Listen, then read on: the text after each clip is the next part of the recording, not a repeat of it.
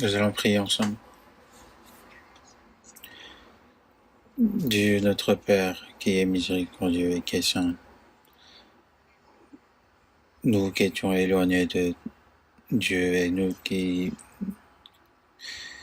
vivions dans les péchés, nous devions recevoir ton jugement, mais pas ton grand amour. Lorsque nous ne connaissions pas encore Dieu, tu nous as aimés en premier. Et le Seigneur Jésus a reçu à notre place la malédiction et le jugement que nous devions recevoir. Et par son sang précieux, il nous a pardonné tous nos péchés. Il nous a sauvés sans rien en retour de notre part. Et nous remercions pour tout cela. Tu nous as établis en tant qu'enfants de Dieu et tu nous as accordé l'espoir de rentrer dans le royaume des cieux. Et le reste de nos jours, nous souhaitons le vivre pour ta volonté et aussi pour accomplir ta mission que tu nous as confiée, qui est de l'évangéliser. Et pour cela, nous te demandons de nous aider, nous de maintenir par ta grande main puissante. Et aussi à toutes nos églises qui essayent de garder leur foi et aussi à évangéliser malgré ces difficultés et ces situations. Tiens-les davantage par ta parole et par ta main puissante pour qu'ils puissent continuer à prêcher ton évangile là où ils sont et de guider les âmes, de continuer à guider les âmes perdues au sein de ton Église.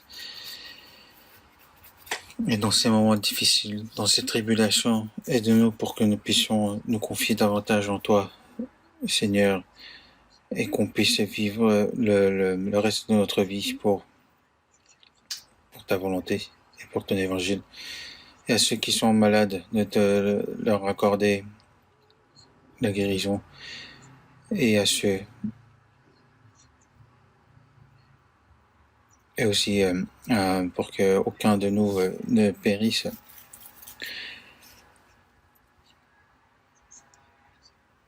Et le Seigneur qui nous accorde par la parole qu'il nous faut renouvelle notre cœur et notre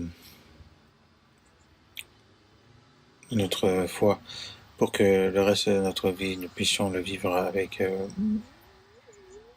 plein de force et d'énergie pour la volonté de Dieu. Et nous nous sommes réunis aujourd'hui devant ta parole, malgré le fait que nous pouvons se réunir sur place et que nous écoutons en ligne. Sois avec nous tous pour que nous puissions nous accorder de la bénédiction et nous en prions au nom du Seigneur Jésus. Amen. Merci. Nous allons voir dans la Bible Galates chapitre 5. Galates chapitre 5.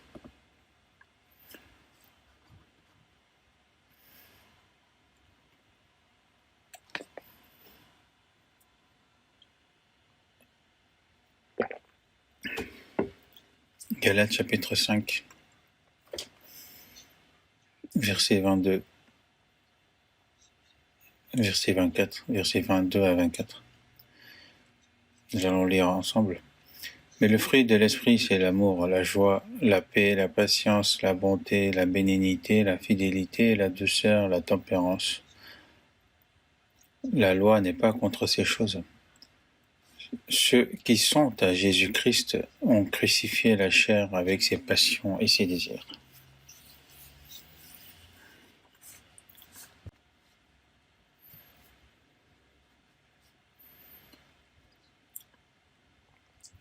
Dans le passé, nous n'aurions jamais imaginé de cette pandémie qui est la Covid, qui se répand vraiment dans le monde entier. Et comme nous pouvions espérer, en fait, cela ne se termine pas plus tôt et que ça continue. Et lorsqu'on voit ça, on est vraiment frustré et ça nous fatigue le cœur.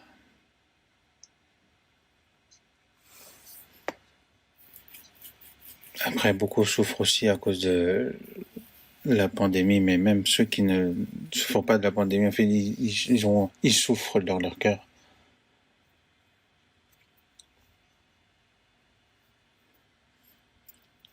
Mais nous, les chrétiens, en dehors des souffrances physiques, c'est surtout dans notre cœur que nous souffrons énormément et que c'est vraiment très difficile. C'est vraiment le fait que nous ne pouvons servir Dieu librement et que nous ne pouvons évangéliser librement aux âmes que nous devons évangéliser, alors qu'il y en a beaucoup, et que nous recevons justement des restrictions sur ça et que nous n'avons pas justement la liberté sur notre vie de foi. C'est ça qui nous frustre. Mais j'ai prié ardemment vraiment pour que cette pandémie passe. Et je pense que Dieu nous donnera l'occasion, certainement, pour juste avant qu'il arrive, pour évangéliser. Donc avant que ce moment arrive, il faut que nous nous remobilisions. Il faut se remobiliser et puis remobiliser le cœur et d'être prêt pour que nous puissions faire de tout notre cœur tout ce qui nous ne pouvions pas le faire justement en ce moment. Et je crois vraiment que Dieu nous donnera l'occasion, une nouvelle occasion pour faire sa volonté. Donc le dimanche matin, nous continuons à apprendre sur être remplis du Saint-Esprit. Et nous parlions justement de fruits de l'Esprit. Et Dieu nous sauve. Il nous a donné le Saint-Esprit, et le Saint-Esprit nous fait comprendre la parole et nous sanctifie chaque jour et nous transforme chaque jour et nous permet justement de vivre en tant que enfant de Dieu.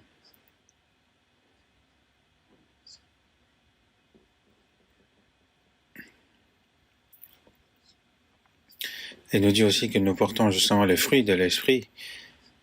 Et par rapport à ce fruit de l'Esprit, justement, Dieu nous en parle en détail dans la Bible. Avant de recevoir le salut,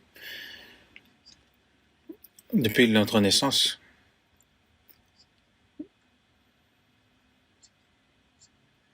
nous suivions justement la nature de la chair. Depuis l'origine d'Adam, justement, on ne commettait que des péchés.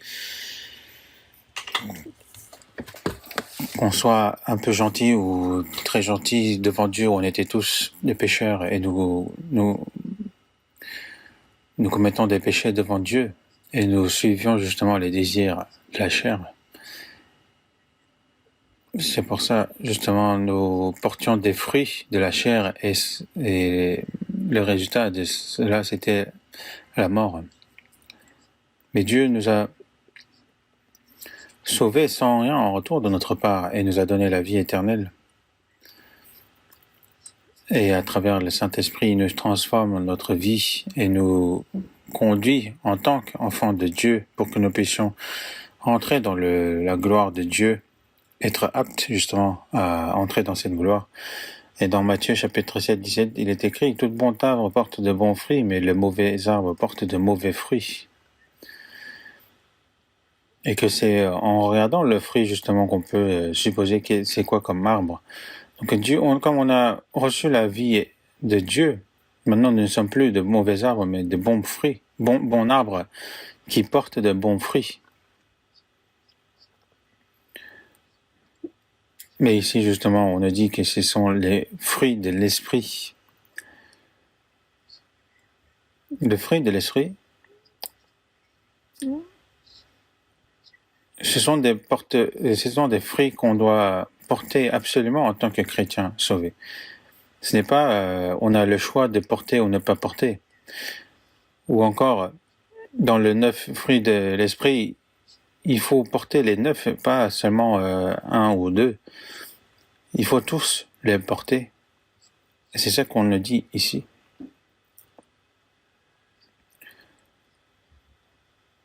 Et ces 9 fruits de l'esprit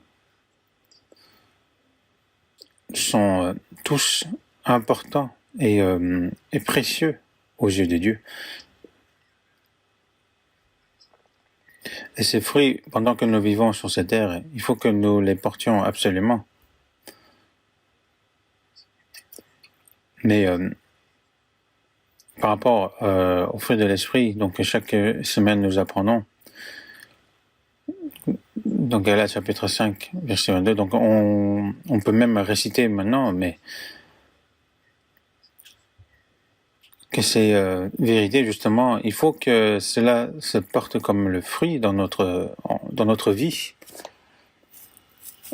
Et aujourd'hui, parmi ces 9, nous allons voir sur le 4e, qui est la patience. L'amour, la joie, la paix et la patience. Donc on va voir sur la patience aujourd'hui. Et en parlant justement de ces choses aujourd'hui, je me dis toujours, je me pose la question et je crains Dieu justement pour que je puisse bien transmettre cette parole à vous.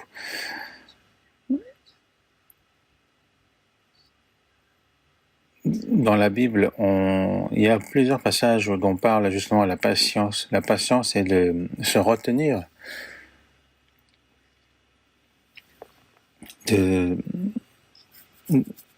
d'attendre et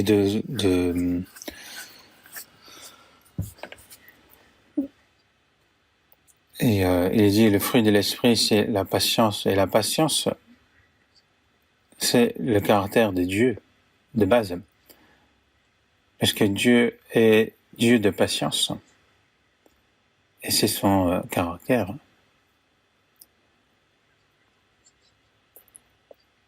Et dans 1 Corinthiens, chapitre 13, verset 7, il est écrit l'amour, donc elle excuse tout. Et on a cru, et nous avons connu l'amour que Dieu a pour nous.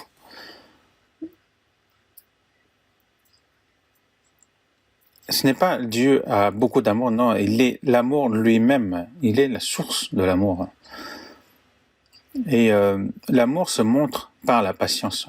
Donc c'est pour ça qu'il est dit que la charité est patiente.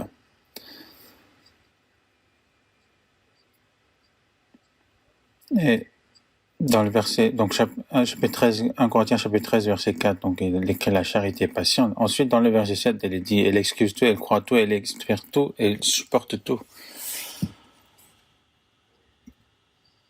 Donc de la patience, elle excuse tout, elle croit tout, elle espère tout, et elle supporte tout. Et que Dieu est amour, cela signifie lorsque cet amour nous montrera en nous. Donc cela va conduire justement vers la patience. Et la patience de Dieu, c'est parce qu'il nous aime et sa miséricorde envers nous. Nous qui étions devenus des pécheurs et qui se rebellaient contre Dieu, il a apporté sa patience. Et le résultat justement de son amour, cela se montre justement par la patience. Et sa patience, c'est le caractère, l'entité justement de Dieu. Et nous, maintenant qui sommes devenus les enfants de Dieu, cette entité justement de Dieu qui doit devenir le nôtre.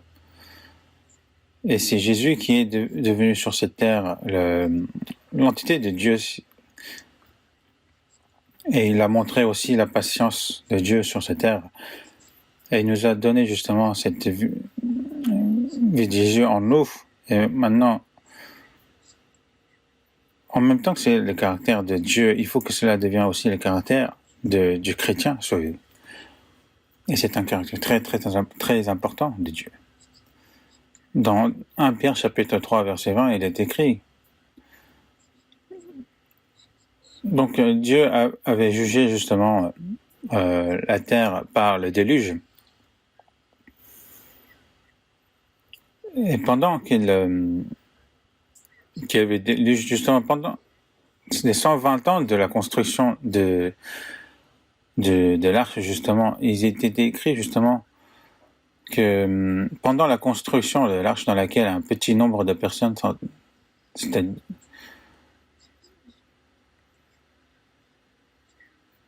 furent sauvées à travers eux, et qui autrefois avaient été incrédules lorsque la patience de Dieu se prolongeait au jour de Noé, pendant la construction de l'arche. Et donc pendant 120 ans, Dieu avait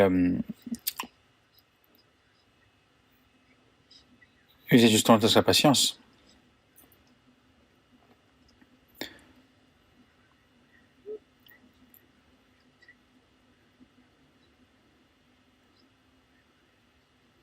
Avant, certes, ils pouvaient vivre plus longtemps, mais maintenant, donc nous, c'est maximum 100 ans. Donc pendant toute leur vie, Dieu, justement, avait usé sa patience toute leur vie.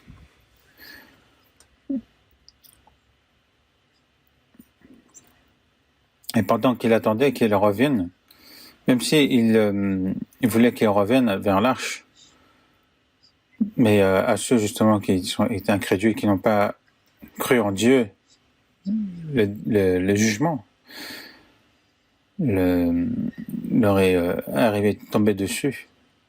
Mais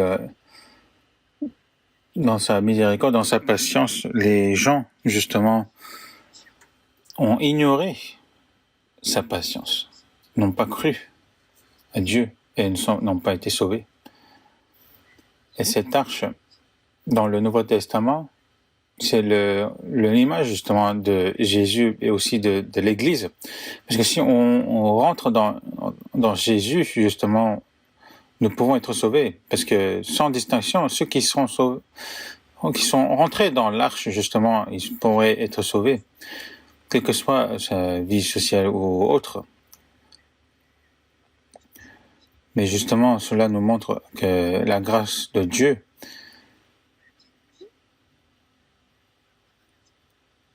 et la grâce de Dieu, justement, que ce soit à l'époque de Noé ou à notre époque, on est vraiment très peu nombreux à rentrer dans l'arche. Et dans Romains chapitre, on va voir ensemble Romains chapitre 2, verset 4. Romains chapitre 2, verset 4. Où méprises-tu les richesses de sa bonté, de sa patience et de sa longanimité, ne reconnaissant pas que la bonté de Dieu te pousse à la repentance?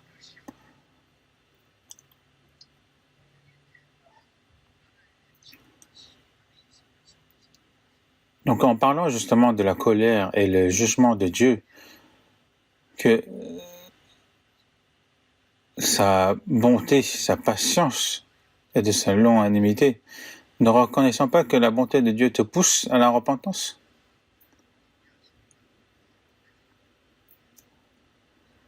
Que sa bonté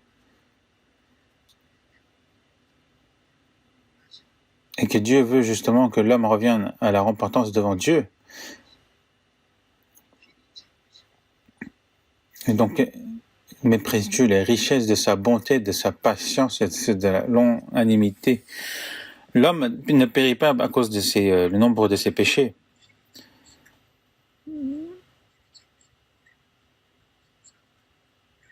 Mais c'est parce qu'il méprise les richesses justement de sa bonté et de sa patience.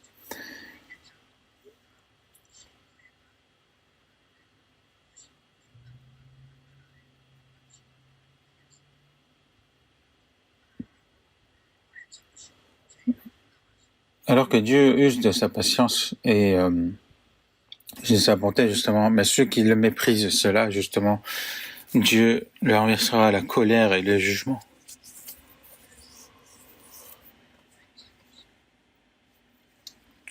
Et la patience de Dieu, s'il n'y avait point de sa patience, comment nous pourrions recevoir le salut, par exemple?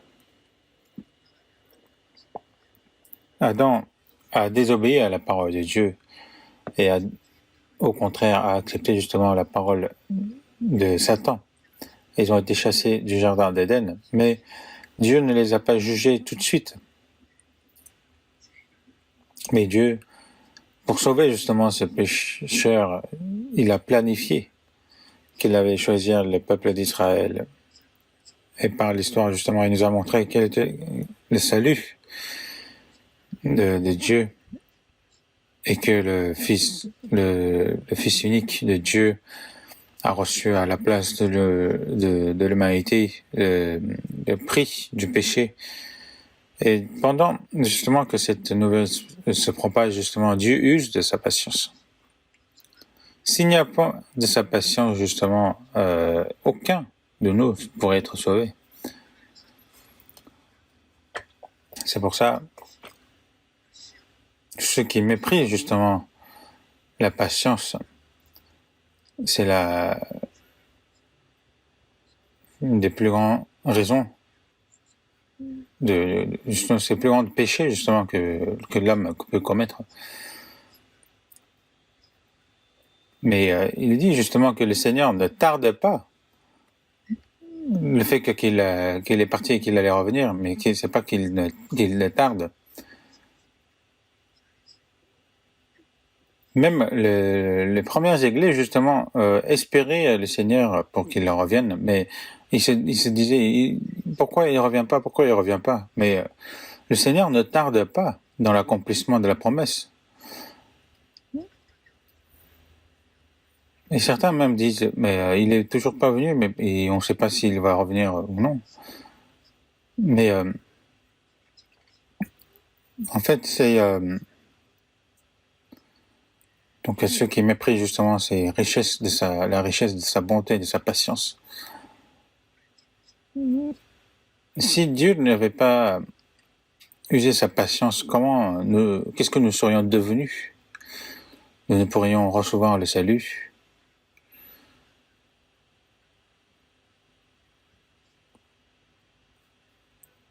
Certains, ça ne fait que quelques années qu'ils sont sauvés, mais si le Seigneur serait revenu il y a déjà quelques années, justement, ceux qui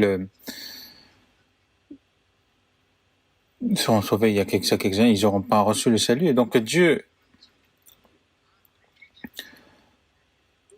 use de sa patience envers nous, ne voulant pas qu'aucun périsse, mais voulant que tous arrivent à la repentance.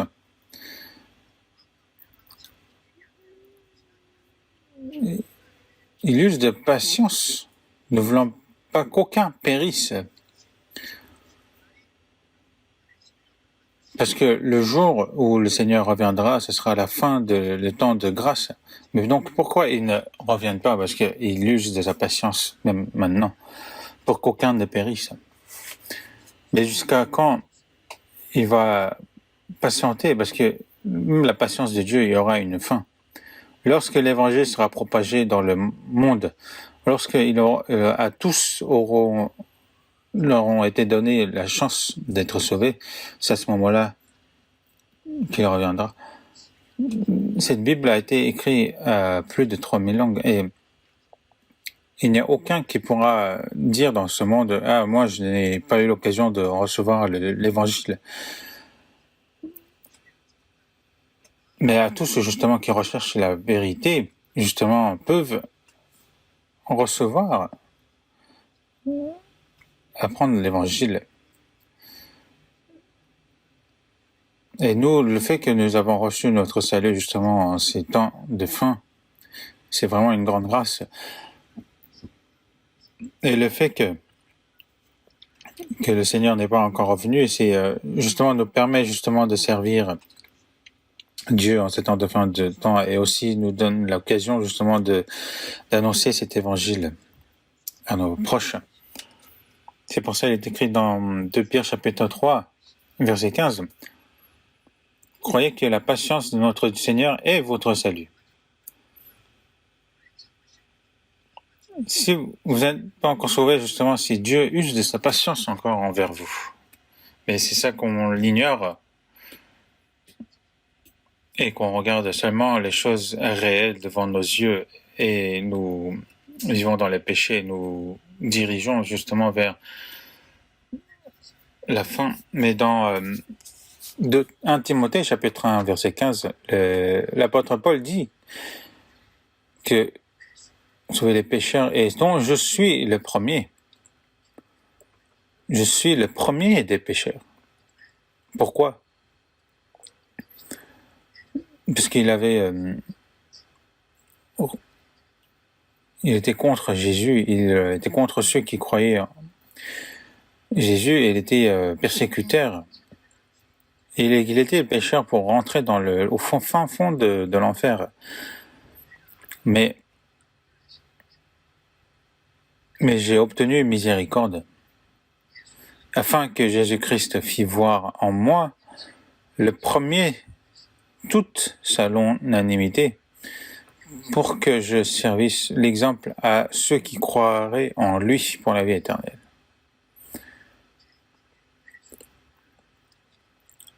Même si je suis le premier des pécheurs, mais j'ai obtenu miséricorde de Dieu, c'est afin que Jésus-Christ fît voir en moi le premier toute sa longanimité, donc sa bonté.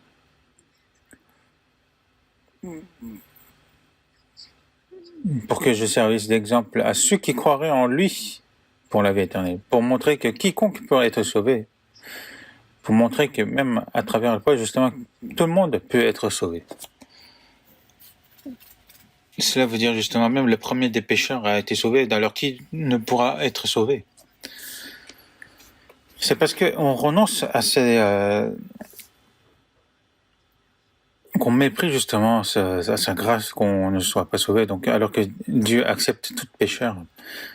Et dans 1 Corinthiens, chapitre 11, verset 1, il est écrit « Soyez mes imitateurs comme je le suis moi-même de Christ ».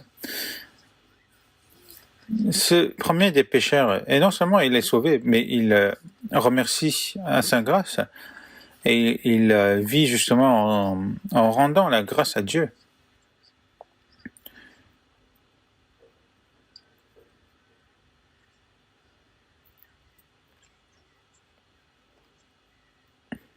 Et nous sommes des pécheurs, mais nous avons reçu le salut par la grâce du Seigneur. Et non seulement nous avons reçu le salut, mais nous aussi, comme Paul, comme les ancêtres de la foi, nous devons recevoir justement soyons imitateurs justement, et que nous ressemblons justement à eux, surtout à Christ, au caractère de Christ, pour comprendre l'amour de Dieu. Ensuite, Dieu nous donne la vie, nous donne l'esprit, et souhaite justement nous donner son caractère en nous.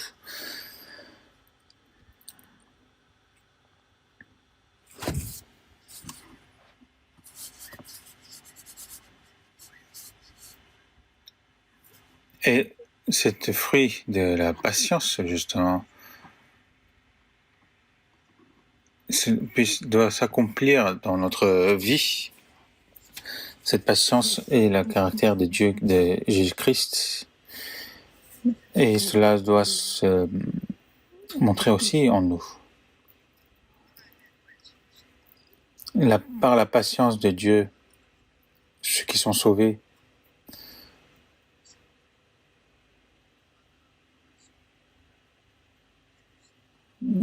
donc il nous dit, soyez mes imitateurs comme je suis moi-même de Christ.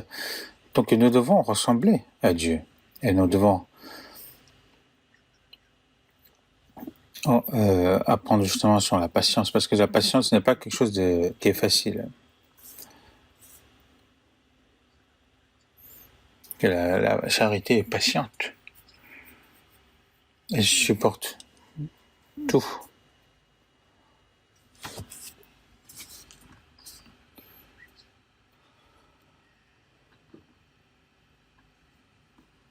Et cette patience, donc cet caractère de Christ doit d'abord en nous, mais aussi dans la communion, parce que quand on est seul, on ne peut pas justement réussir à user de patience. Ce sera dans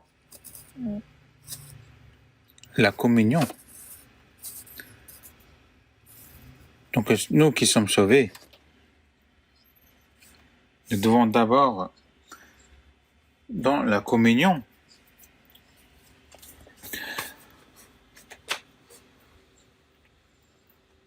que nous devons justement accomplir justement cette patience en nous.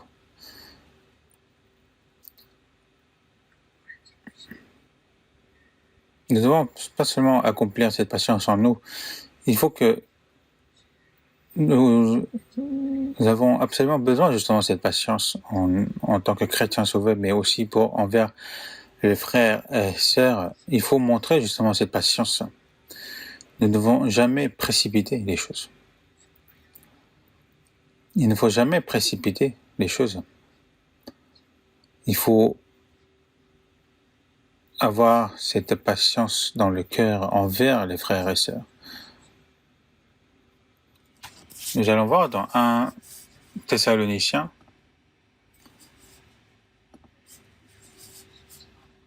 chapitre 5, verset 14.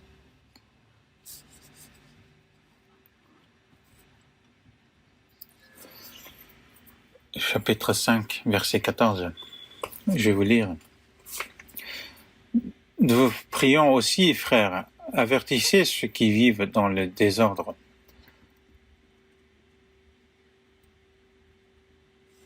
Consolez ceux qui sont abattus. Supportez les faibles. Usez de patience envers tous.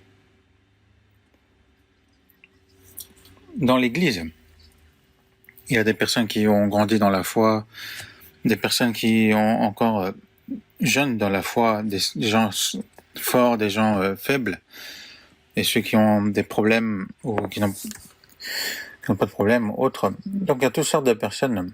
Et donc c'est pour ça peut se poser problème au sein de l'Église. Mais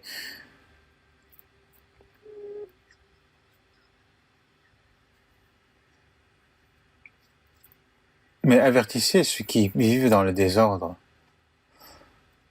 Donc ceux qui ne vivent pas en tant que chrétiens, justement.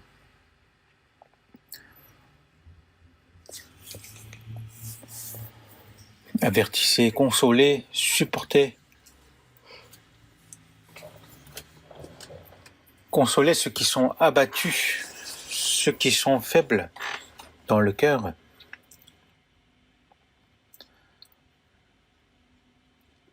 Il faut les consoler par la parole de Dieu. Ne pas tout le temps les exhorter, ne pas les pointer par la parole, mais c'est parce qu'ils sont abattus, qu'ils ont un cœur jeune ou faible. Donc on ne doit pas agir ainsi, parce que sinon ils peuvent très bien se perdre. Supporter les faibles. Ceux qui sont faibles, ils ont besoin de protecteurs, des gens qui le soutiennent. Quand il y a beaucoup de membres dans la famille, il peut y avoir par exemple la grand-mère qui est atteinte d'Alzheimer, ou des jeunes, ou encore des enfants qui ne sont pas encore matures. Mais nous devons tous les veiller, parce que c'est la famille. Donc supporter les faibles, user de patience envers tous.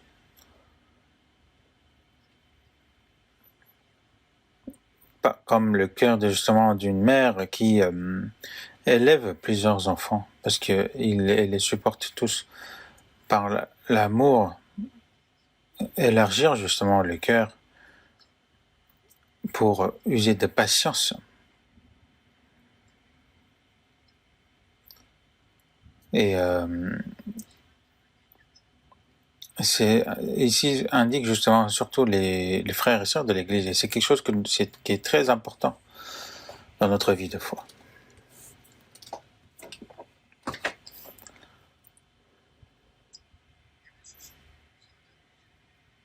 Dans Éphésiens chapitre 4 verset 2, il est écrit « En toute humilité et douceur, avec patience, vous supportant les uns les autres avec charité. » En toute humilité et douceur. En toute humilité et douceur. personne ne doit être orgueilleux au sein de l'Église. Le Seigneur était vraiment humble. Vous supportant les uns les autres avec charité.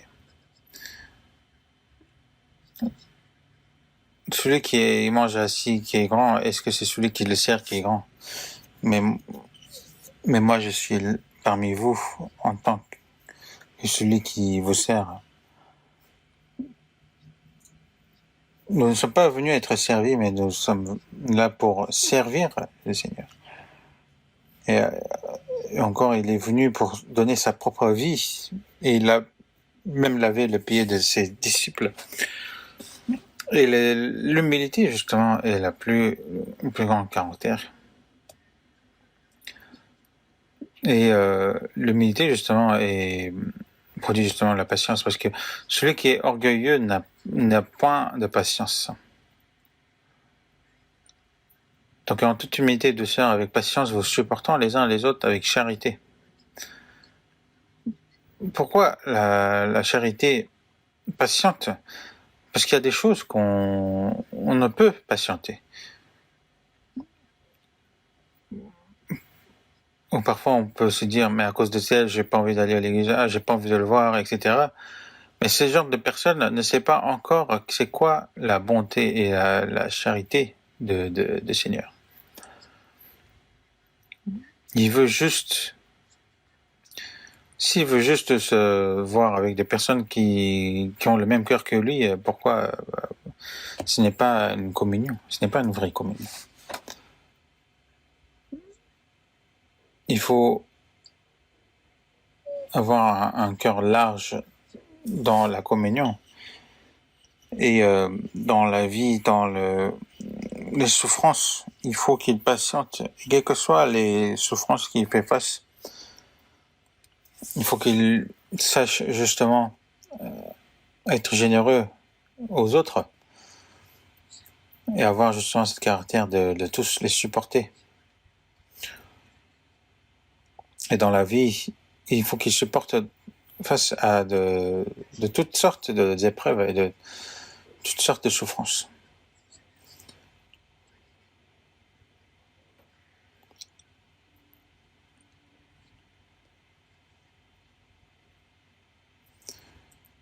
De supporter les uns les autres avec charité. C'est pour ça qu'il est écrit aussi dans Colossiens chapitre 1 verset 11.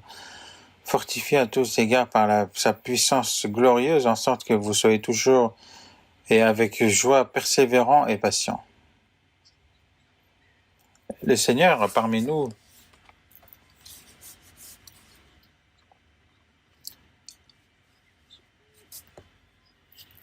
qui nous a fortifiés à tous égards par sa puissance glorieuse, en sorte que vous soyez toujours et avec joie persévérant et patient. Et qui le fait ainsi? C'est le Saint-Esprit. Si on est patient, c'est le fruit de l'esprit. En nous, nous pouvons avoir ce genre de cœur. Parce que, au bout d'un moment, nous ne pourrons plus être patients. Notre fond est trop, n'est pas profonde.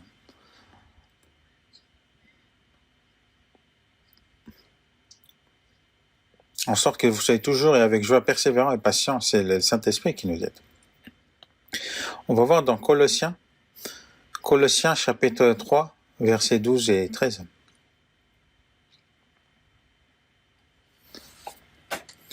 Ainsi donc, comme des élus de Dieu saints et bien-aimés, revêtez-vous d'entrailles, de miséricorde, de bonté, d'humilité, de douceur, de patience.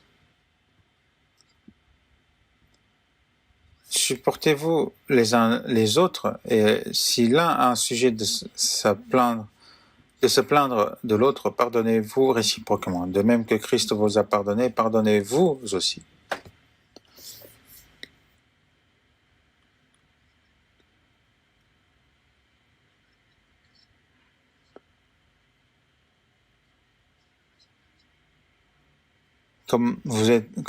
Ainsi donc, comme des élus de Dieu, saints et bien-aimés, Revêtez-vous de l'entraide, de miséricorde, de bonté, d'humilité, de douceur, de patience. De revertir, c'est justement de les faire comme le mien, justement, ces caractères. Même une personne qui n'a rien, s'il est bien habillé, il a l'air bien. Donc, c'est se revertir de Christ, de se revertir des caractères de Dieu. Donc, il faut se revertir de la patience. Supportez-vous les uns les autres, et si l'un a sujet de se plaindre de l'autre, pardonnez-vous réciproquement.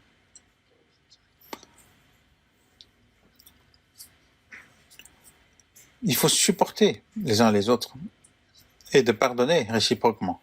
De même que Christ vous a pardonné, pardonnez-vous aussi. Dans la patience, le fait que Dieu patiente envers les pécheurs, comme par exemple Judas a voulu vendre Jésus,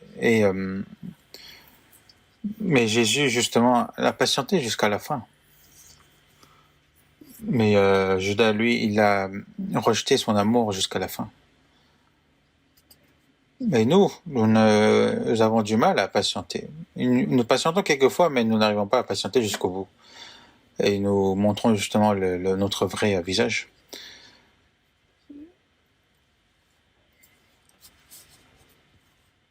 Mais dans 2 Pierre, justement, même si nous portons des souffrances, si nous, en pensant à Dieu, même si nous souffrons justement sans raison, si nous pensons à Dieu, et si nous patientons justement, c'est ce qui est beau.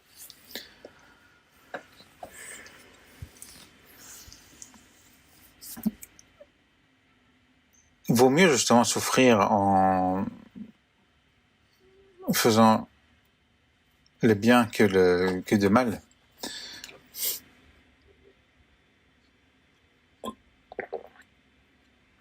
Certains justement, ils font le bien et les gens justement ne le reconnaissent pas et du coup ça l'affecte.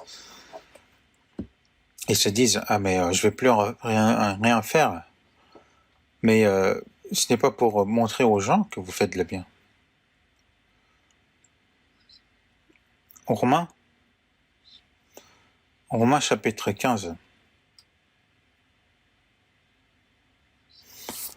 Romains chapitre 15.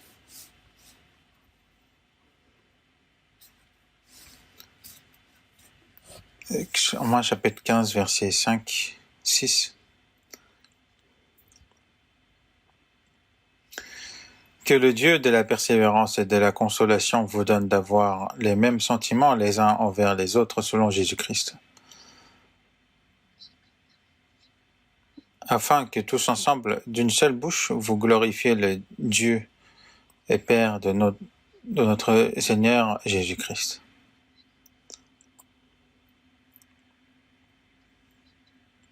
Dans le verset 7. Accueillez-vous donc les uns les autres comme Christ vous a accueillis pour la gloire de Dieu.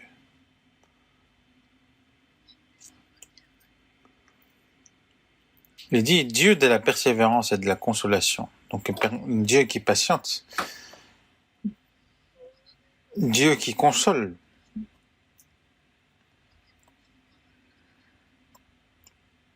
Il nous fait d'avoir justement les mêmes sentiments les uns envers les autres, selon Jésus-Christ, afin que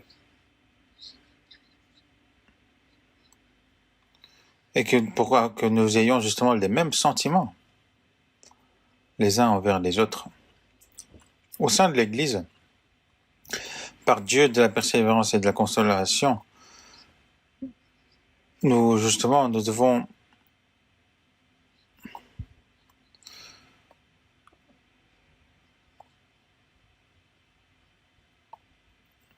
vous donne d'avoir les mêmes sentiments les uns envers les autres selon Jésus-Christ, afin que tous ensemble, d'une seule bouche, vous glorifiez le Dieu et le Père de notre Seigneur Jésus-Christ. Au sein de l'Église, justement, il peut y avoir des personnes vraiment différentes. On peut avoir une différence dans les caractères, les sentiments ou autres. Mais parfois, ça peut nous amener à la dispute, etc. Mais il ne faut pas.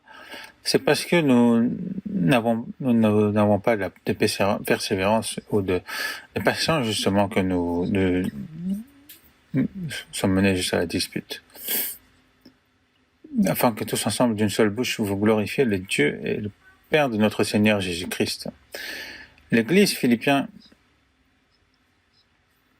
était vraiment zélée dans la foi, et surtout les sœurs. Par exemple, après le salut, Lydie a accueilli l'apôtre Paul et ses compagnons pour les servir, et que l'Église a commencé dans la demeure de Lydie. Lydie était vendeuse de pourpre, et plusieurs sœurs ont travaillé avec elle, et ils ont été sauvés. Et ces sœurs, justement, qui vivaient en étant zélés, ils sont disputés entre eux. Même ceux qui vivent, justement, qui sont zélés, justement, qui disputent.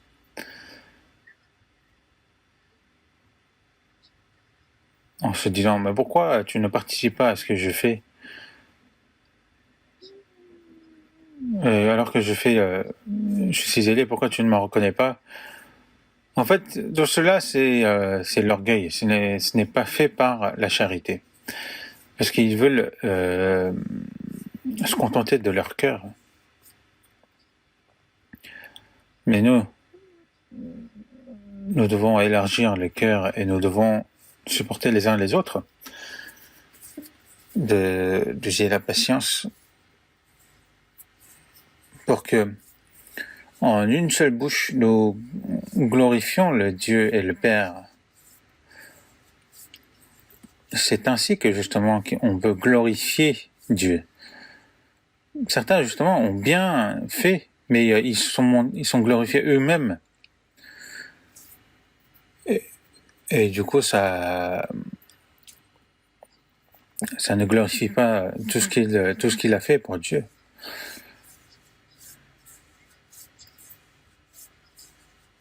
Même si,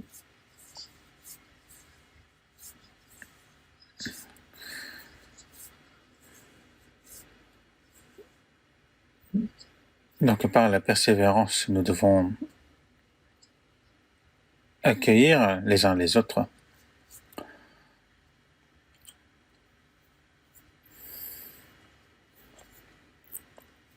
Donc c'est quelque chose de vraiment très important dans la vie de foi. Dans 2 Timothée chapitre 4 verset 2, on voit justement l'apôtre Paul qui dit à Timothée, prêche la parole, que tu aies le temps ou non. Et par la patience, prêche.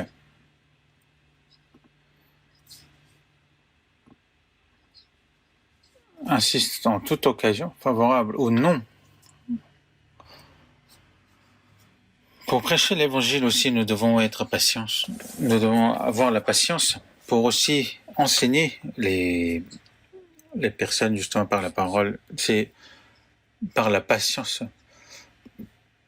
Surtout les prédicateurs, il faut qu'ils aient le cœur justement ils ont absolument besoin de la patience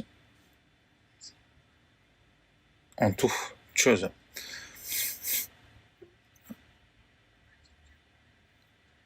Un prédicateur qui montre ses propres caractères, justement, c'est pas bon parce qu'il ne faut pas montrer justement ses caractères justement en toute chose, parce que ce n'est pas comment agit justement Dieu ou encore Jésus.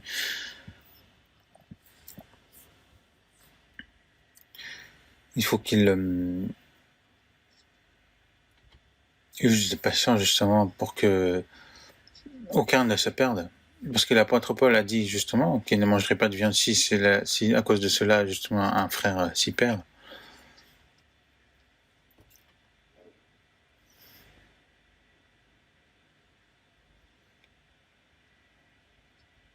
Mais comme si on n'a pas justement le cœur d'un d'une mère justement qui prend en charge l'enfant quoi qu'il fasse, c'est la patience.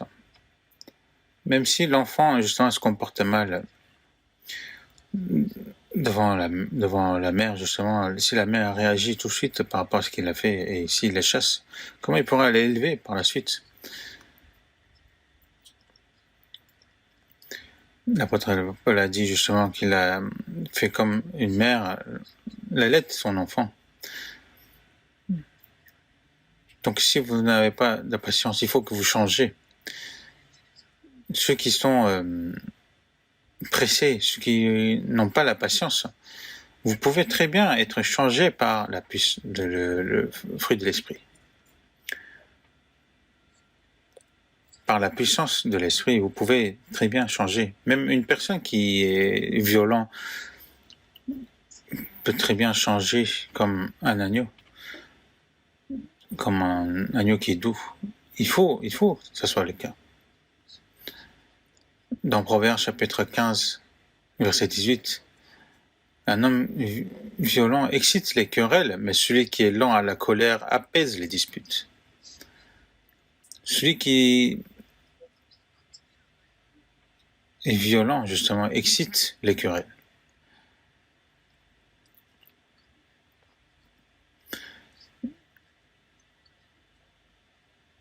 Il porte des mots violents ou même il porte à la violence contre même les frères. Et ce n'est pas possible.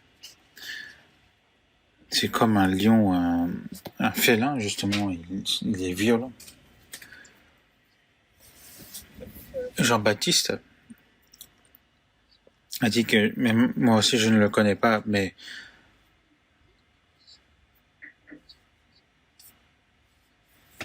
et lorsque les colombes viendront sur lui, sachez qu'il est l'enfant de Dieu. Les colombes, justement, demeurent au-dessus de l'agneau. Imaginons que l'agneau change dès qu'il crie, il pousse des cris comme un tigre. Les colombes, justement, s'enfuiront. Le Saint-Esprit est doux et on représente justement le Saint-Esprit comme une colombe.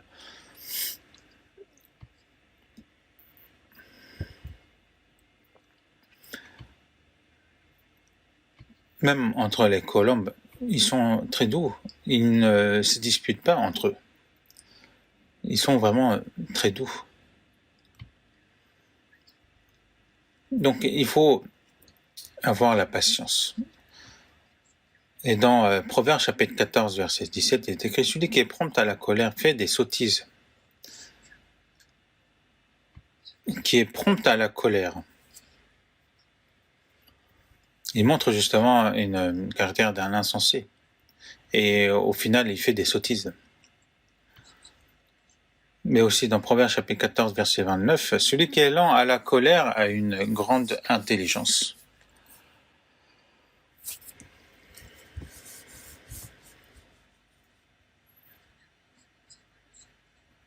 Ce qui est lent à la colère,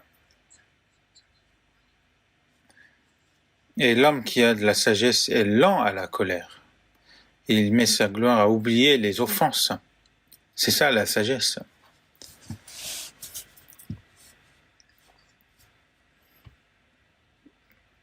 Ce n'est pas en criant, ce n'est pas en montrant toutes ses colères qu'on ne demande pas ah mais comprenez-moi, je suis pressé, je suis comme ça. Mais pourquoi il s'excuse devant les hommes en se comportant ainsi? Il faut qu'il change.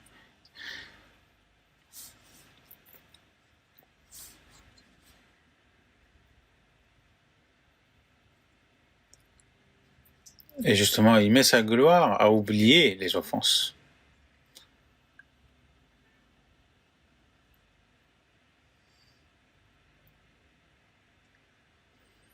Mais Dieu ne réagit pas, n'agit pas ainsi.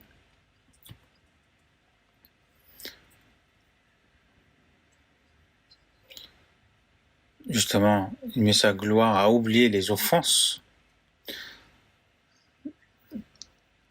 oublier les autres, ça glorifie justement à Dieu.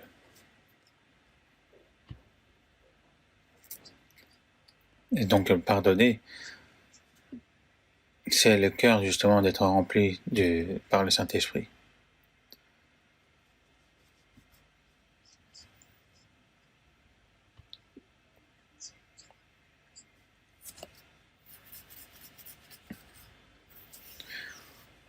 Alors qu'il suffisait justement de patienter 1 minute, ils ne retiennent pas.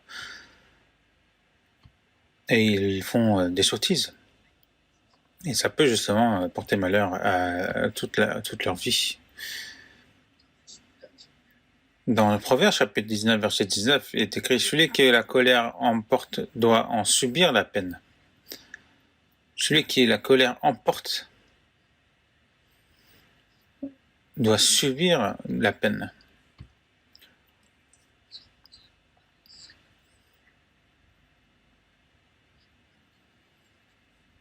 Ça peut justement affecter leur vie de famille, ou ça peut affecter justement dans toute leur vie.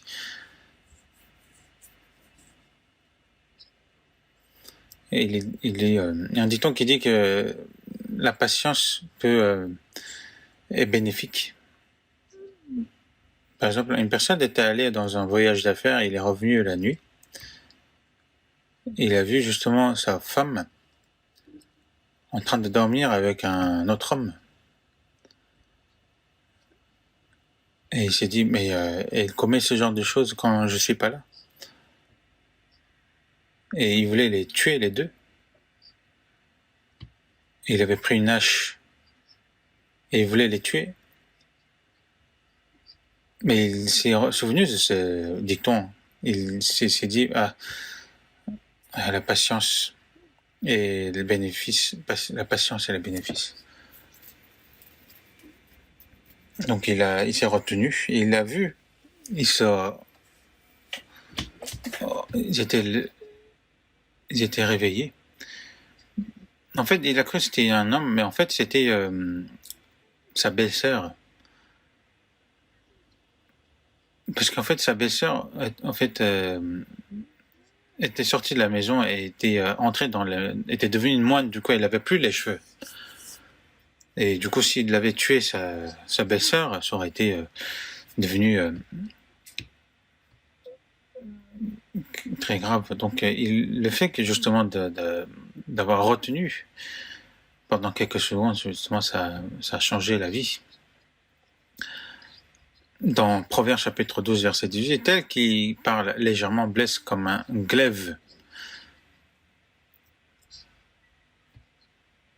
Lorsque si on a eu des coupures par un couteau, on peut se soigner. Mais si on est blessé par la parole, ça peut affecter toute la vie.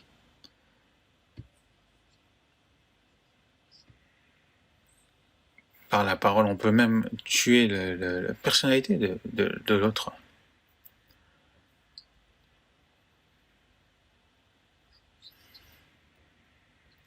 On va voir Jacques chapitre 1. Jacques chapitre 1, verset 19, verset 20. Jacques chapitre 1, verset 19. Sachez-le, mes frères bien-aimés, ainsi que tout homme soit prompt à écouter, lent à parler, lent à se mettre en colère. Car la colère de l'homme n'accomplit pas la justice de Dieu.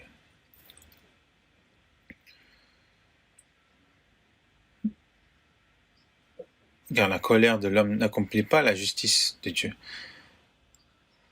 Donc, sachez, mes frères bien-aimés, ainsi que tout homme soit prompt à écouter, lent à parler, lent à se mettre en colère. Les yeux sont deux et la bouche, on n'en a qu'une. Donc, il faut bien écouter plus et parler moins.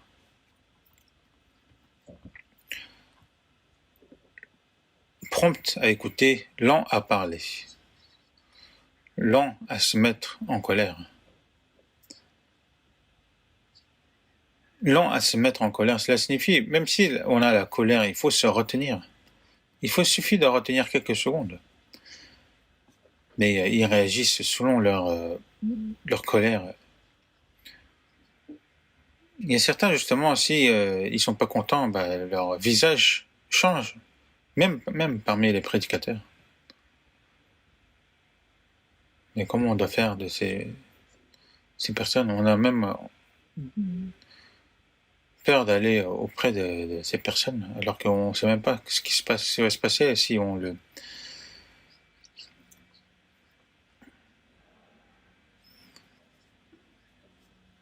touche, cette personne. Donc, car la colère de l'homme n'accomplit pas la justice de Dieu.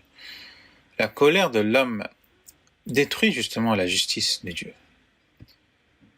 Alors, ils pensent qu'ils agissent bien, ou même parfois, c'est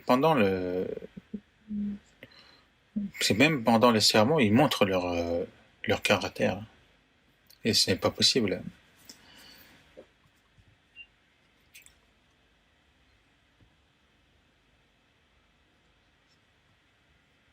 Même si vous avez envie de dire des choses, si vous ne retenez pas votre colère, justement, vous serez amené à commettre des crimes, des péchés. Et vous n'aurez vous ne pourrez même plus rien faire, même si vous regrettez. Dans Ecclésiaste, c'est écrit: ne te hâte pas en ton esprit de t'irriter, car l'irritation repose dans le sein des insensés.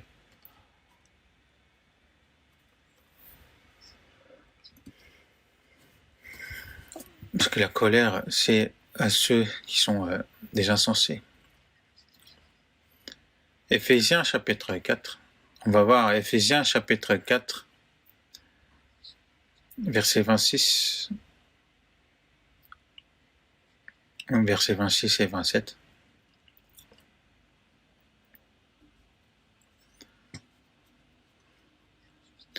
Éphésiens chapitre 4, versets 26 et 27. Si vous mettez en colère, ne péchez point, que le soleil ne se couche pas sur votre colère. Et ne donnez pas accès au diable.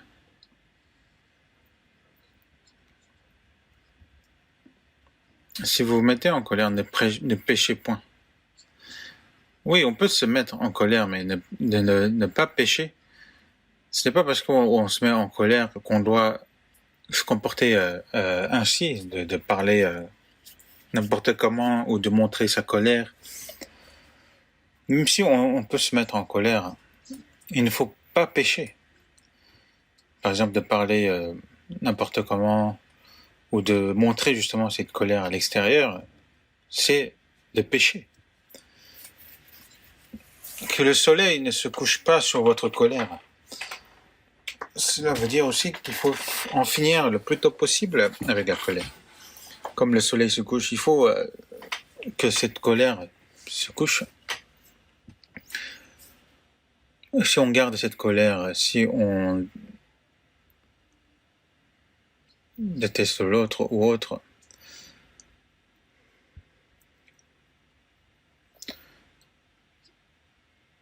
avant, quand on regarde dans les bandes dessinées, il y avait même des bandes dessinées justement qui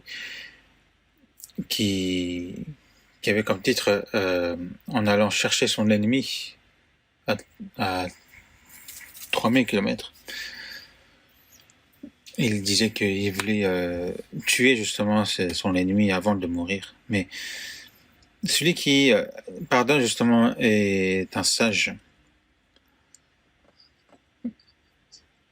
Ne donnez pas accès au diable.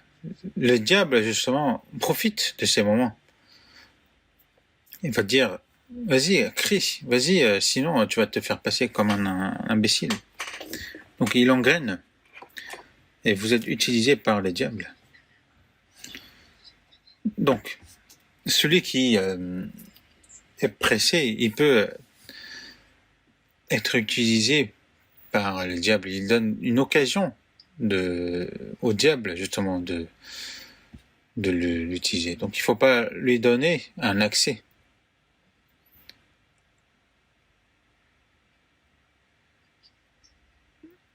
Il ne faut pas donner l'accès au diable, pas lui donner l'occasion de m'utiliser.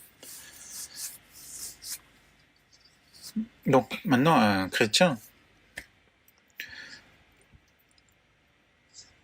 dans les tribulations, dans les souffrances,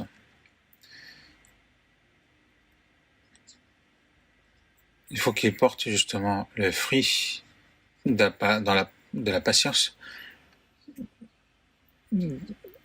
dans les souffrances et les tribulations. Il faut qu'il porte le fruit de la patience. Même dans les souffrances et dans la patience, il faut qu'il se confie justement en Dieu pour que le fruit de la patience puisse se porter. Et Dieu nous regarde, quelle que soit la souffrance et les tribulations que nous faisons face, si nous confions à Dieu, Dieu le sait tout et il nous fait surmonter. Et moi, je n'ai pas à me perdre devant ça, et je n'ai pas à me mettre en colère devant cela. Jésus, lui, il était comme un agneau qui se dirigeait vers l'abattoir. Il était calme.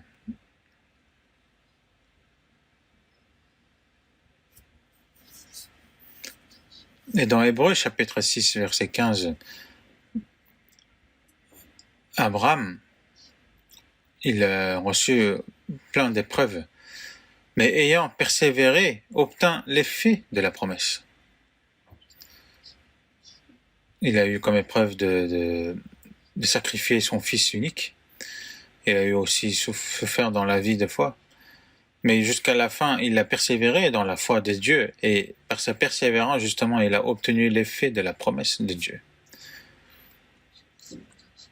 Et dans Hébreux chapitre 6, verset 12, en sorte que vous ne vous relâchez point et que vous imitiez ceux qui, par la foi et par la persévérance, héritent des promesses. Les prophètes de l'Ancien Testament, les ancêtres de la foi, c'est par la persévérance et la patience, ils ont reçu les promesses de Dieu. Et c'est eux, justement, nous devons imiter.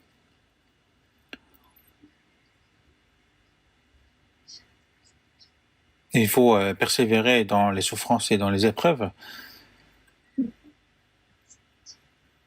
Parce que la fin sera la bénédiction de Dieu. Et c'est ça que nous devons imiter. Allons voir dans Hébreux chapitre 10. Hébreux chapitre 10, verset 34 à 36. Verset 34 à 36.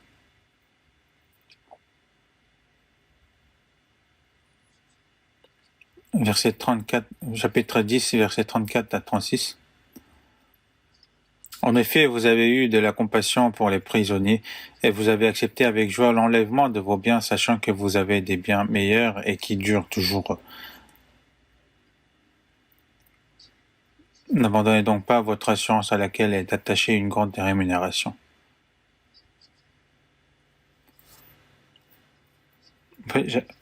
C'est donc du verset 34. Verset 34. Verset 34. En effet, vous avez eu de la compassion pour les prisonniers, et vous avez accepté avec joie l'enlèvement de vos biens, sachant que vous avez des biens meilleurs et qui durent toujours. N'abandonnez donc pas votre assurance à laquelle est attachée une grande rémunération. Car vous avez besoin de persévérance, afin qu'après avoir accompli la volonté de Dieu, vous obteniez ce qui vous est promis. Donc dans le verset 34, vous avez eu la compassion pour les prisonniers. Aux premières églises, justement, en prêchant l'évangile, ils étaient emprisonnés. Et ceux qui étaient emprisonnés, justement, les autres frères, ils avaient la compassion d'eux. Ils avaient accepté avec joie l'enlèvement de leurs biens. Et certains, justement, avaient à qui, justement, leur a été enlevé tous leurs biens. Et dans le cantique écrit par Martin Luther aussi,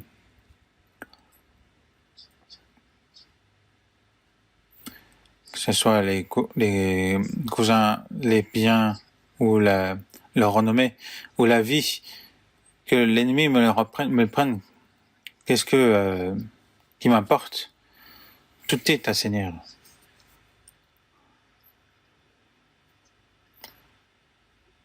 Si tu veux me prendre tous mes biens, tous mes renommées, même ma vie, prends, si tu veux le prendre, prends. Tout est devant Dieu. Les chrétiens, justement, ne cherchent pas la paix ou le confort dans ce monde, mais nous recherchons justement l'espérance éternelle qui est en Dieu. Donc, qu'on ne prenne nos biens ou autres,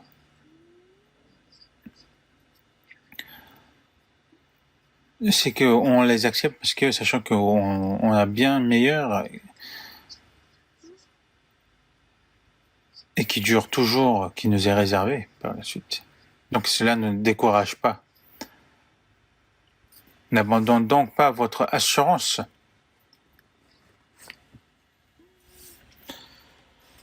Quelle que soit la situation, nous n'abandonnons pas, à laquelle est attachée une grande rémunération. Pour recevoir la gloire avec le Seigneur, nous devons aussi recevoir les souffrances et les afflictions avec le Seigneur.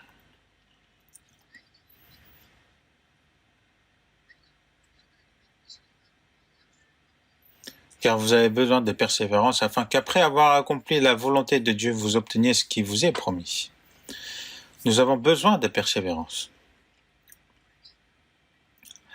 La persévérance dans les souffrances, dans les épreuves, c'est pour que, après avoir accompli la volonté de Dieu, parce qu'accomplir la volonté de Dieu, cela traverse justement par les épreuves, par les afflictions. Mais Dieu nous a promis, fait plein de promesses. Par exemple, cherchez premièrement le royaume et la justice de Dieu, et toutes ces choses vous seront données par-dessus. Parce que tu as gardé la parole de la persévérance en moi, je te garderai aussi à l'heure de la tentation qui va venir sur le monde entier pour éprouver éprouver les habitants de la terre. Et aussi, sois fidèle jusqu'à la mort, et je te donnerai la couronne de vie. Dieu est quelqu'un qui dit parfaitement sa promesse. Et dans Luc chapitre 8, verset 15, « Ceux qui est tombé dans la bonne terre, ce sont ceux qui, ayant entendu la parole avec un cœur honnête et bon, la retiennent et portent du fruit avec persévérance. » Mais ce qui est tombé sur la route, c'est celui qui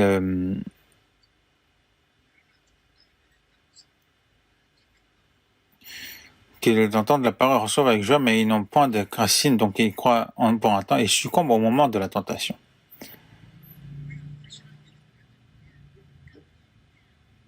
Donc c'est par la persévérance que nous devons porter les fruits.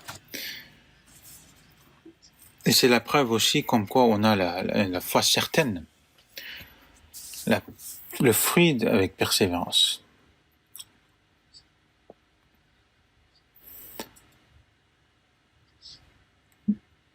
C'est pour porter justement le fruit certain devant Dieu. Donc la persévérance est très importante.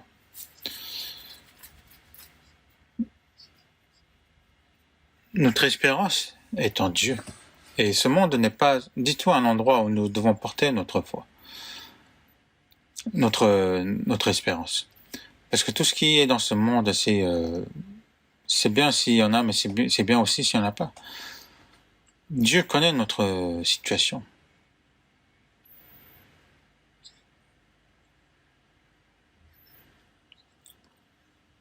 Après avoir connu justement la vérité et l'évangile, justement, après avoir reçu le salut, quelles que soient les souffrances et les épreuves, nous devons nous tenir justement à la protection de Dieu, de porter justement le fruit de la foi jusqu'à la fin.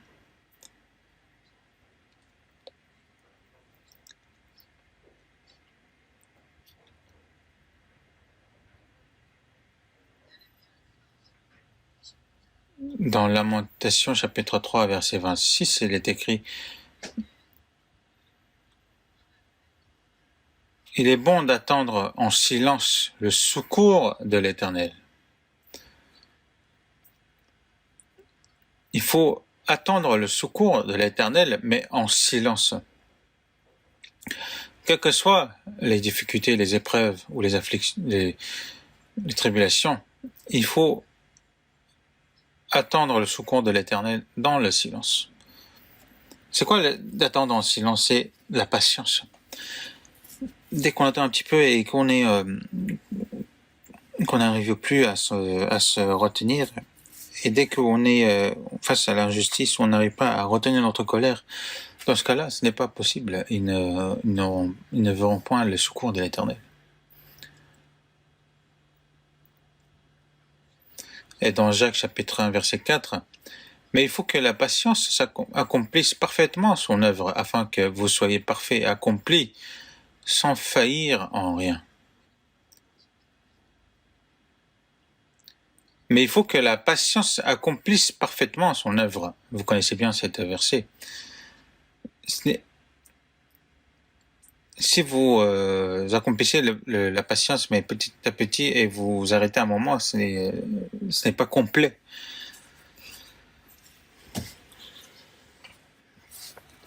Afin que vous soyez parfaits et accomplis sans faillir en rien, par la patience. Donc, il faut que la patience accomplisse parfaitement son œuvre, afin que vous soyez parfaits et accomplis sans faillir en rien. La patience et la persévérance, c'est de imiter justement Dieu et d'être accompli, de devenir de plus en plus parfait. Ces étapes, il faut la voir justement jusqu'à la fin. Il faut que le caractère du chrétien justement se forme. Et en tant que membre de l'Église, du corps de l'Église, il faut remplir justement ce rôle. Et nous, justement, au sein de l'Église, Jésus est la tête et nous sommes les membres du corps. Même si le corps est fatigué, même si un des membres souffre, nous bougeons justement, nous dirigeons selon ce que la tête nous dit de faire. C'est la patience.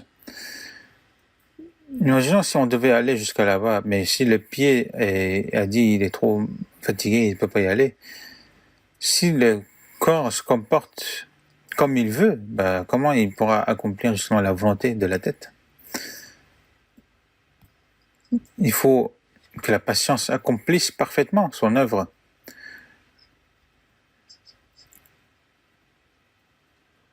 Et pour accomplir justement le rôle en tant que membre de l'Église,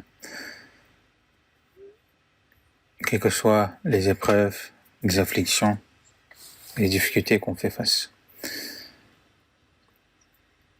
Il faut accomplir justement parfaitement la patience. Dans 2 Thessaloniciens, chapitre 1, verset 4, il est écrit justement: aussi nous glorifions, vous dans les églises de Dieu, à cause de votre persévérance et de votre foi au milieu de toutes vos persécutions et des tribulations que vous avez à supporter.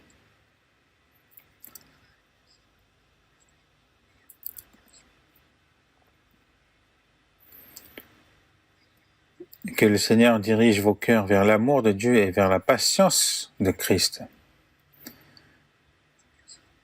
Et justement, dans le verset 5, que le Seigneur dirige vos cœurs vers l'amour de Dieu et vers la patience de Christ.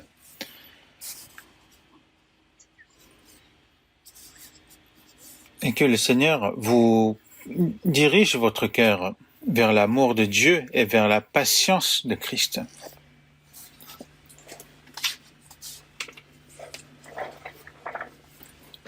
Que vers l'amour de Dieu et vers la patience de Christ. Que Dieu dirige vos cœurs. L'amour et la patience et la persévérance. Si on n'a pas la persévérance, ce n'est point l'amour. Même les animaux, lorsqu'ils élèvent leurs petits,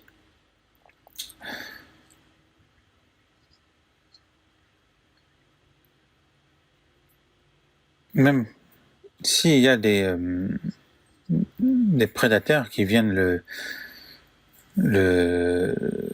qui viennent pour manger leurs petits, ils luttent jusqu'à la fin. Et même si eux, ils mangent pas, ils nourrissent jusqu'à la fin leurs petits.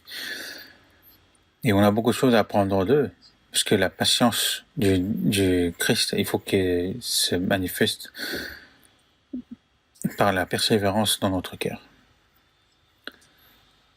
Parce que l'amour de Dieu, en fait, le fait que le Seigneur dirige nos cœurs vers l'amour de Dieu et vers la patience de Christ, c'est par la persévérance et la patience. Justement, ces choses-là, ce n'est pas quelque chose c'est vraiment tout le contraire d'être pressé. Il faut regarder jusqu'à la fin et d'attendre justement jusqu'à la fin qui nous dirige. On va voir dans Hébreux chapitre 12. Hébreux chapitre 12, verset 1. Hébreux chapitre 12, verset 1 à 3. Je vais vous lire. Nous donc aussi, puisque nous sommes environnés d'une si grande nuée de témoins, rejetons tout fardeau et le péché qui nous enveloppe si facilement, et courons avec persévérance dans la carrière qui nous est ouverte, ayant les regards sur Jésus, le chef et le consommateur de la foi, qui, en vue de la joie qui lui était réservée, a souffert la croix, méprisé l'ignominie, et s'est assis à la droite du trône de Dieu. Considérez en effet celui qui a supporté contre sa personne une telle opposition de la part des pécheurs, afin que vous ne vous laissiez point l'âme découragée. Dans Hébreux chapitre 11, on parle justement des ancêtres de la foi.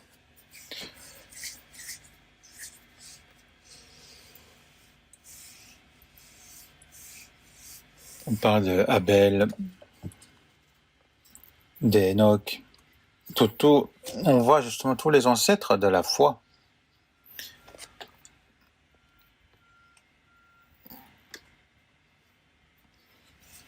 Et après justement avoir expliqué sur l'ancêtre de la foi, de la patience,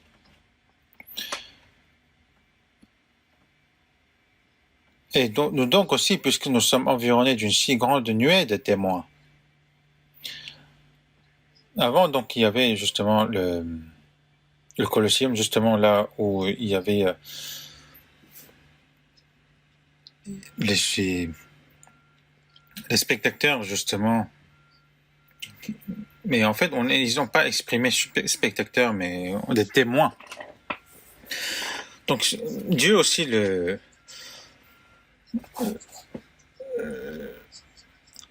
les a regardés depuis le début, et le Seigneur aussi.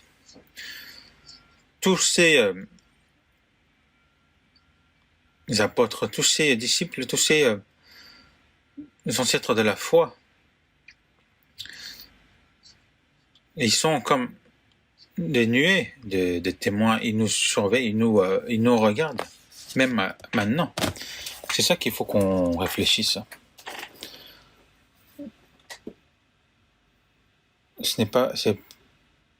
C'est comme si nous étions filmés par les caméras de surveillance. Dieu regarde tout ce qu'on fait de bien, tout ce qu'on fait de mal.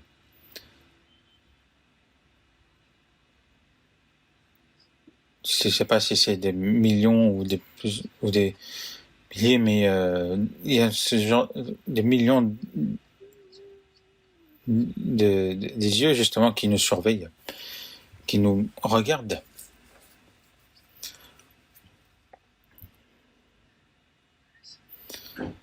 Donc,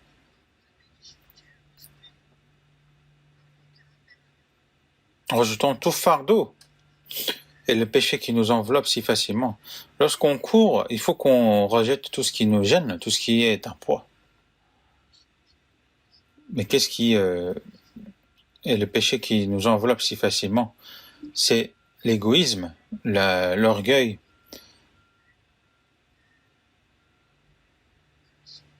et aussi des choses vaines, comme de rechercher la renommée dans ce monde, ou encore d'autres péchés. Il faut les rejeter, il faut les ôter justement, toutes ces choses pour ôter justement toutes ces choses qui nous empêchent de courir.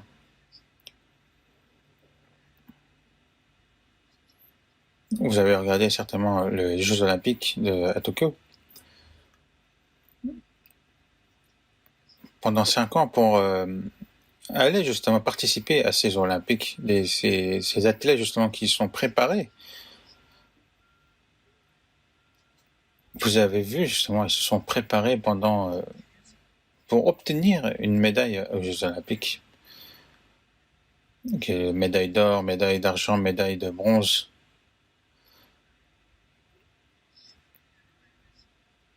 À nos yeux, justement, c'est une gloire vaine, parce que ce n'est que juste d'une pierre précieuse. Mais bien sûr, oui, il y aura la renommée, que ça peut être une source de fierté. Mais même pour ça, ils font de tout leur possible. Et devant justement les yeux du monde entier. Mais nous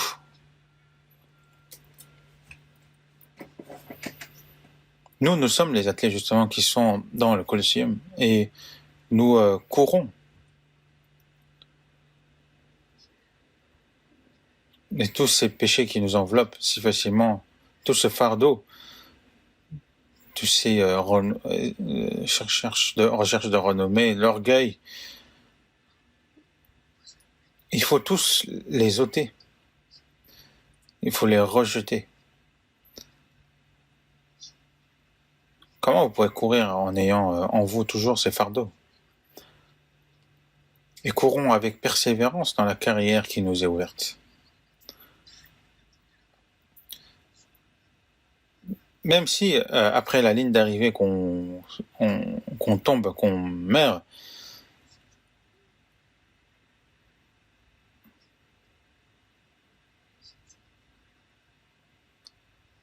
et j'ai vu justement un athlète qui courait.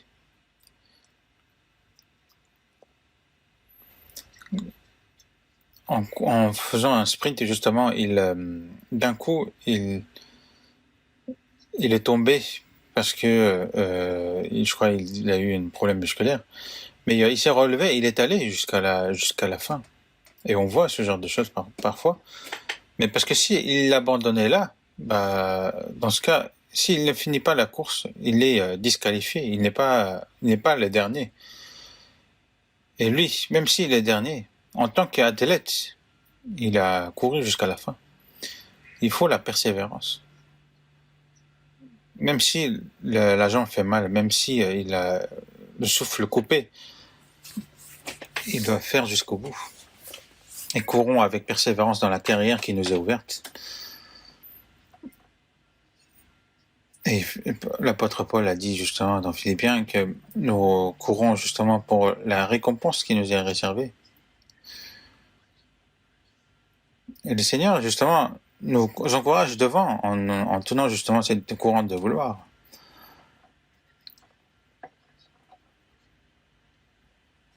Ayant les regards sur Jésus, le chef et le consommateur de la foi. Non seulement il nous a sauvés, mais il est avec nous et nous rend parfaits. Et il nous a sauvés, mais aussi il nous change notre cœur et notre vie pour qu'on imite le Christ.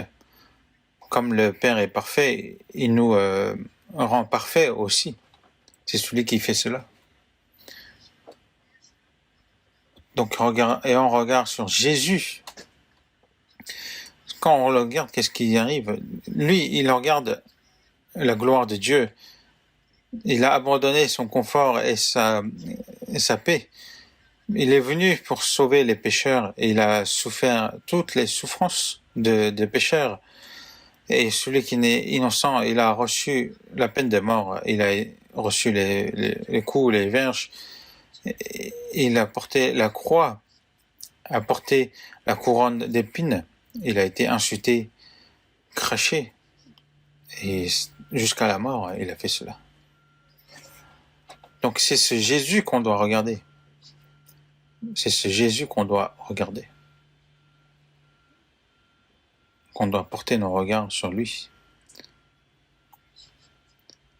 Ayant les regards sur Jésus, cela signifie qu'il faut qu'on concentre notre vue sur Jésus. Par exemple, un peintre, quand il peint un modèle, il l'observe, il a le regard fixé sur le modèle. Nous aussi, nous devons fixer justement nos regards sur Jésus.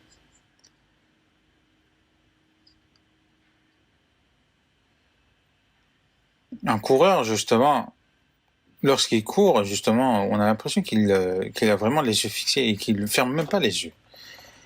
Il faut qu'on ait les regards sur Jésus. Nous ne devons pas détourner le regard.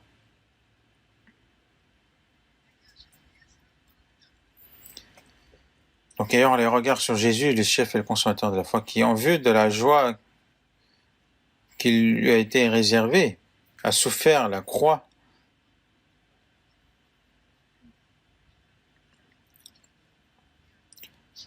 Pour la joie qui lui a été réservée, a souffert la croix, méprisé l'ignominie, et s'est assis à la droite du trône de Dieu. A souffert la croix, méprisé l'ignominie, et s'est assis à la droite du trône de Dieu. Après avoir traversé cette souffrance, il s'est assis à la droite du trône de Dieu. Nous aussi, nous devons avoir les regards sur Jésus. Il faut penser à entrer justement dans la gloire de Dieu et sans cette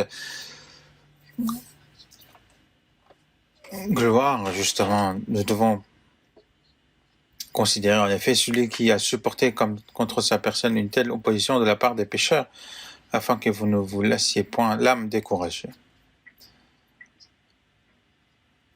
Pour que nous ne soyons pas découragés, nous ne laissions point, il a supporté cela. Et c'est par la persévérance qu'on doit porter ce fruit, imiter le Seigneur. C'est pour ça qu'il est écrit dans Jacques chapitre 5 verset 7, « Soyez donc patients, frères, jusqu'à l'avènement du Seigneur. »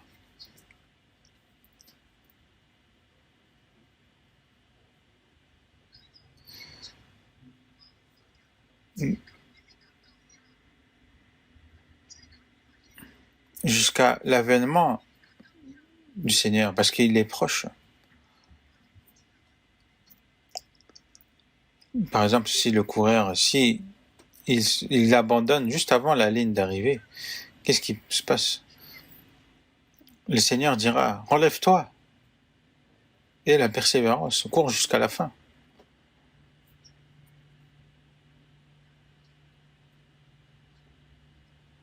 Celui qui courra jusqu'à la fin en ayant la persévérance jusqu'à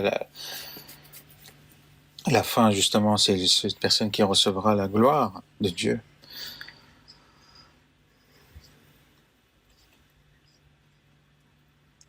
Et la patience, c'est quelque chose, c'est le fruit de l'esprit qu'on doit absolument porter en tant qu'un chrétien sauvé.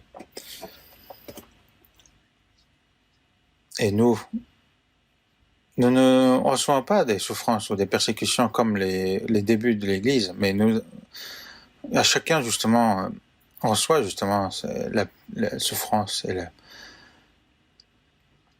la peine. Mais nous devons nous tenir justement au Seigneur de supporter jusqu'à la fin. C'est ainsi notre foi deviendra de plus en plus parfaite par cette persévérance.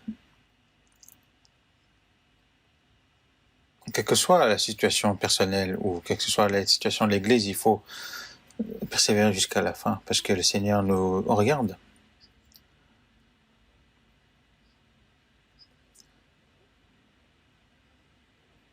Nous, c'est encore plus que ces athlètes qui courent aux Jeux Olympiques. Nous, c'est vraiment jusqu'à la fin.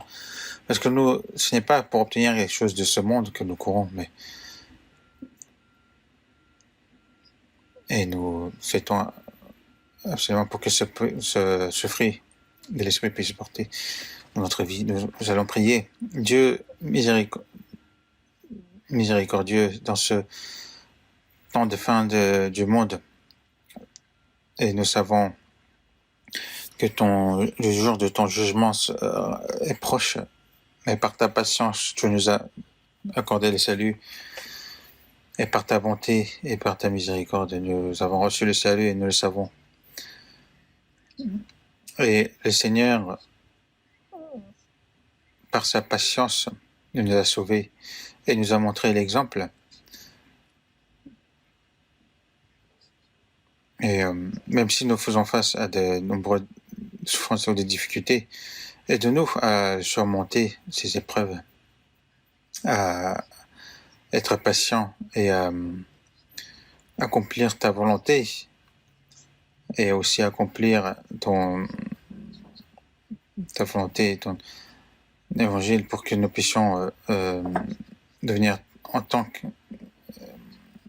que tel enfant de Dieu et tiens-nous par ta main puissante et que cette pandémie puisse se terminer le plus rapidement possible pour que à la fin des temps nous puissions prêcher ton évangile librement et de communier librement et accorde-nous cette grâce et nous avons prié au nom de Jésus. Amen.